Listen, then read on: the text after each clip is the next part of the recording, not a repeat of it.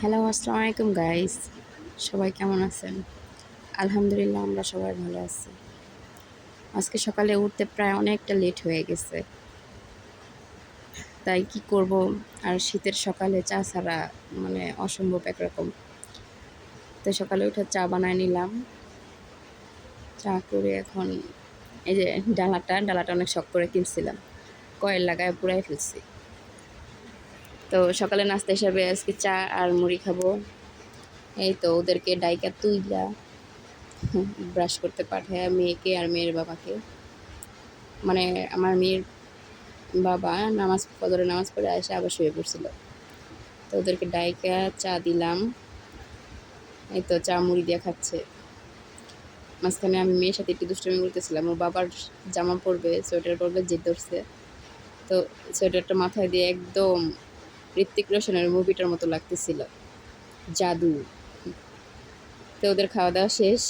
আমার হাজব্যান্ড অফিসে চলে গেছে। তো আমার মেয়েকে নামাইয়ে আমি বিছানাটা ঝাড়তেছিলাম। বিছানা চাদরটা হোয়াইট কালার, বাচ্চারা পাড়ায় নোংরা করে ফেলছে। এই জন্য ভাবলাম যে বিছানা চাদর পাল্টানোর ডেট এসে গেছে, তো চাদরটা চেঞ্জ করে নিলাম। তো এই তো চাদরটা বাটিকের চাদর, অনেক সুন্দর, কিন্তু দুঃখের বিষয় রং ওঠে, কিন্তু দেখতে খুব ভালো লাগতেছিল।